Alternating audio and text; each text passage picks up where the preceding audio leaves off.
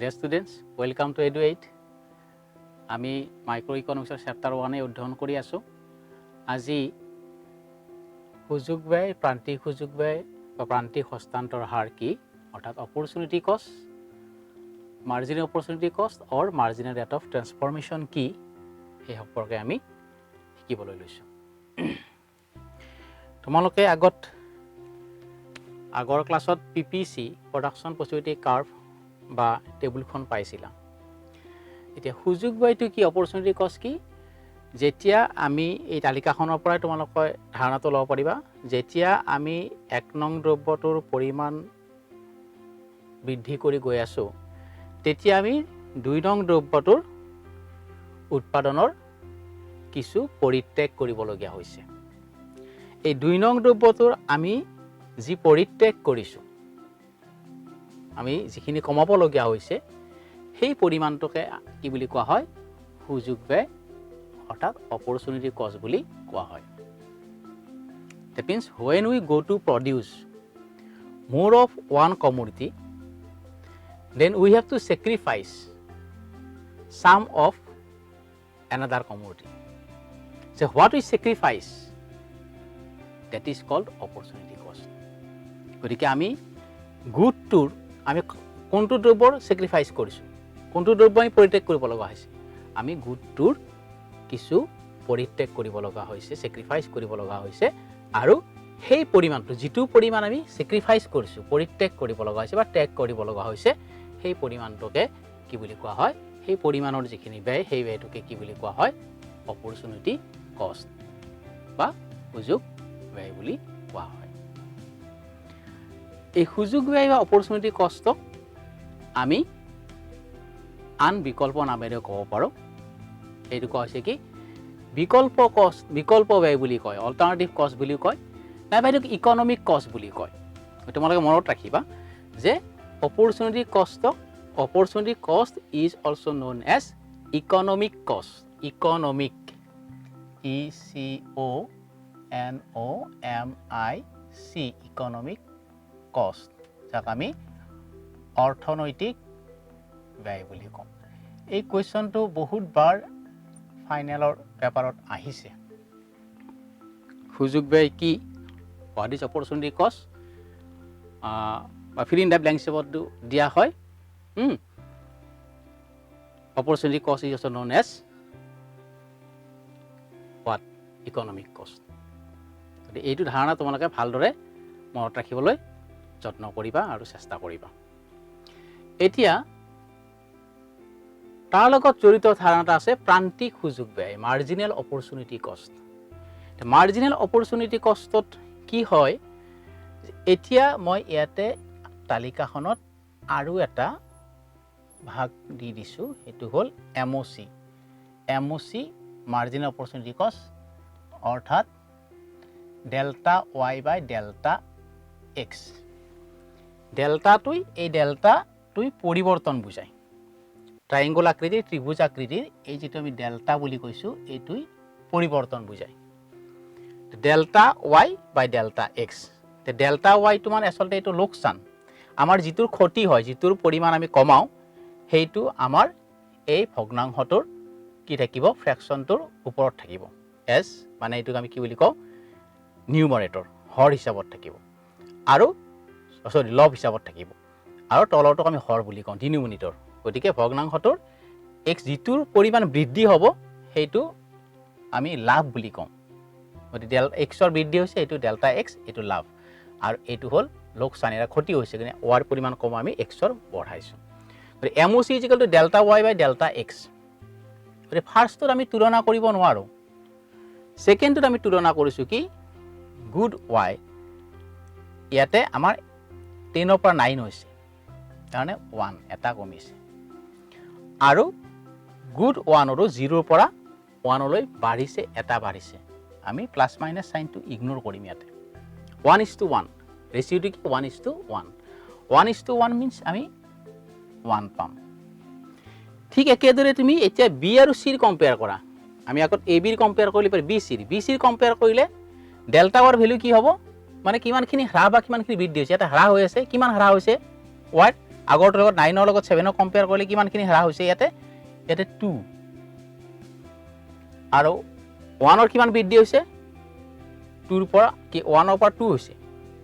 তাৰমানে ইয়াতে 1 বাঢ়িছে এইটো হ'ল 2:1 2 ঠিক একেদৰে 7ৰ পৰা 4 লৈকে কমিছে এবাৰ পৰিৱৰ্তনটো কি চেঞ্জটো কি এবাৰ 3 আমি ভ্যালুটো পাম ইয়াতে 3 চেঞ্জিং ভ্যালু এবাৰ 3 ইয়াতে আৰু এইফালে আমি কি পাম এইফালে আমি 1 পাই গৈ আছো 3:1 3 ঠিক তেকেনেদৰে এইটো ইয়াতে আমাৰ এবাৰ 4টা কমিছে 4 ইয়াতে এটা বাঢ়িছে আগৰ নিচিনা 4:1 4 অৰ্থাৎ এইখিনি আমাৰ কি হৈছে চেঞ্জিং ৰেট বা ratio so MOC margin opportunity কষ্ট is the ratio of two goods গতিকে দুটা দ্ৰব্যৰ উৎপাদনৰ যেটো অনুপাত হ্ৰাস বৃদ্ধি পৰিৱৰ্তনৰ যেটো অনুপাত দুটা দ্ৰব্য উৎপাদনৰ পৰিৱৰ্তনৰ যেটো অনুপাত it is a ratio of change of two goods দুটা দ্ৰব্যৰ পৰিৱৰ্তনৰ যেটো অনুপাত সেই অনুপাতটোকে আমি কি বুলি কওঁ MOC মাৰ্জিনেল অপৰচুনিটি কষ্ট বা তোমালোকে এনেকৈ গাণিতিকভাৱে সমীকৰণত এনেকৈ তোমালোকে দিব পাৰা ডেল্টা y মানে মই আসলে ইয়াতে কি লিখি আমি লোকসান বুলি দিব লাগিব যদি y বুলি ধৰি না থাকে তেতিয়াতে আমি ডেল্টা দি কিনে লোকসান লিখিব লাগিব বা ক্ষতি লিখিব লাগিব আৰু ইয়াতে আমি লাভ বুলি লিখিব লাগিব তাৰ মানে এনেকুৱা হ'ব MOC = ডেল্টা ইয়াতে আমি লোকসান বা ক্ষতি আৰু এইফালে ডেল্টা এইটো হ'ব আমাৰ লাভ এনেকৈ আমি MOC ধাৰণাটো ল'ব পাৰোঁ সেই MOC মাৰ্জিন অপৰচুনিটি কষ্টকে আমি প্ৰান্তিক হস্তান্তৰ হাৰ বুলি ক'ব পাৰোঁ MRT MOC MRT একে হয় MOC বা MRT মই বা বুলি লিখিছোঁ এইটো গতিকে MOC ৰ যেটো ধাৰণা MRT ধাৰণাটো সেই একে MOC বা MRT আমি এনেকৈ উলিয়াব পাৰোঁ এতিয়া PPC লগত জড়িত আৰু কেইটামান কথা আছে সেইখিনি মই তোমালোকক একেলগে জনাবলৈ লৈছো এই যে PPC ৰেখাডাল আছিল এই PPC ৰেখাডালত মই কেইটামান পইণ্ট দিছো এইটো এটা পইণ্ট এইটো এটা পইণ্ট আৰু সাপোজ ইয়াতে এটা পইণ্ট দিছো এইটো পইণ্ট A ভিতৰটো পইণ্ট B আৰু ভিতৰটো পইণ্ট C যে PPC যেটো পইণ্ট লাগি আছে এই পইণ্টটোৱে কি বুজাইছে কিটো খুদে PPC থকা বিন্দু এটা কি বুজায় what does a point mean which lies on PPC যে এই কি বুজায় সম্পদৰ পূৰ্ণ আৰু দক্ষ ব্যৱহাৰ মই আগৰ ক্লাছত কৈছিলো resources and technology are that is fully and efficiently utilized any point lies on PPC means that given resources and technology are fully and efficiently utilized আৰু যদি পইণ্ট টু PPC ৰ ভিতৰত থাকে you see point B PPC ৰ ভিতৰত আছে PPC ৰ ভিতৰত আন্ডাৰ ভিতৰত থকা পইণ্টটো কি বুজায়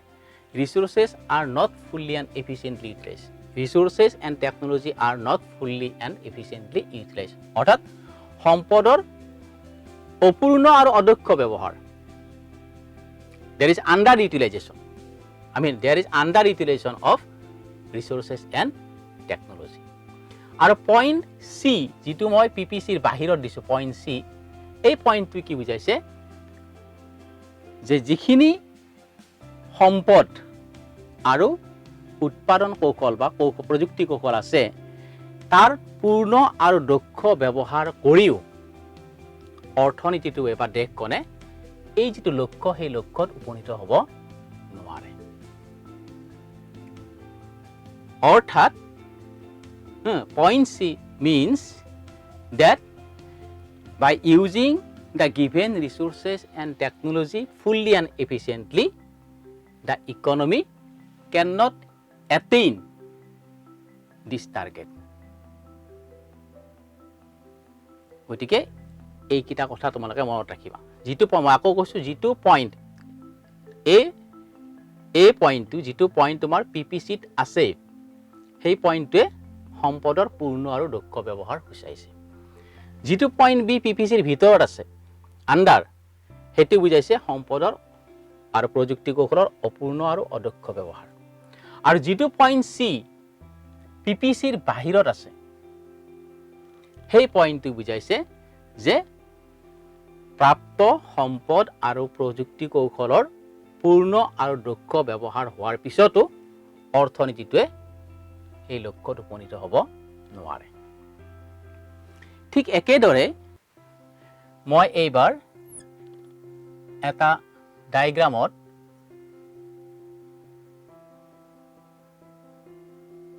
তিনিডাল পিপিচি ড্ৰ কৰিছোঁ এইটো A1 বুলি দিছোঁ এইটো B1 আৰু এইটো C1 তাৰ মানে কি হৈছে এই যে A1 এই তিনিওটা কিন্তু পিপিচি A1 পিপিচি অৰিজিনেল মূল পিপিচি এই মূল পিপিচি কি হৈছে তোমাৰ সোফালে স্থানান্তৰ হৈছে যেতিয়া পিপিচি সোফালে স্থানান্তৰ হয় তেতিয়া পিপিচি কি হৈছে পিপিচি যেতিয়া সোফালে স্থানান্তৰ হয় আৰু স্থানান্তৰ হৈ কিনে আমি B1 নতুন পিপিচি পালো এই ৰেখাডালে কি বুজাইছে এই পিপিচি বুজাইছে যে অৰ্থনীতিটোৰ সম্পদ আগতকৈ বৃদ্ধি হৈছে ৰিসোৰ্সেস অফ দা ইকনমি ইনক্ৰিজেস আৰু যদি গোটেই ৰেখাডাল এই A1 ৰেখাডাল এইফালে মই এবাৰ বাওফালে দেখাইছো বাওফালে শিফট হৈছে স্থানান্তৰ হৈছে যাক আমি C1 বুলি নামকৰণ কৰিছো তেতিয়া কি হ'ব যে অৰ্থনীতিটোৰ সম্পদ আগতকৈ হ্ৰাস পাইছে when PPC shift upwards or rightward it means the resources of the economy increases and when PPC shift leftward from the original PPC it means that there is decrease of resources of the economy গতিকে অসমীয়াতে আকৌ কৈছো A1 ডালক আমি প্ৰাৰম্ভিক PPC বুলি লৈছো যেতিয়া এই পিপিচি B1 লৈ শিফট কৰিছে ওপালে তাৰ মানে কি হৈছে অৰ্থনীতিটোৰ সম্পদ আগতকৈ বৃদ্ধি হৈছে আৰু যেতিয়া পিপিচি অৰিজিনেল পিপিচি A1 ৰ পৰা C1 লৈ শিফট কৰিছে স্থানান্তৰ হৈছে তেতিয়া কোৱা হয় যে অৰ্থনীতিটোৰ সম্পদ আগতকৈ হ্ৰাস হৈছে গতিকে এই দিটো চিত্ৰত মই বুজাইছো আৰু এইটো যেটো বুজাইছো সেই কথাখিনি তোমালোকে ভালদৰে মনত ৰাখিবা আৰু ইয়াৰ ওপৰতো যোৱা 2 বছৰ লাষ্ট 2 বছৰত 19 18 এনেকুৱা বিলাকত মই পেপাৰত চাইছো তোমালোকে চালে দেখা পাবা যে এনেকুৱা ধৰণৰ কোৱেশ্চনবিলাক সুধিছে যে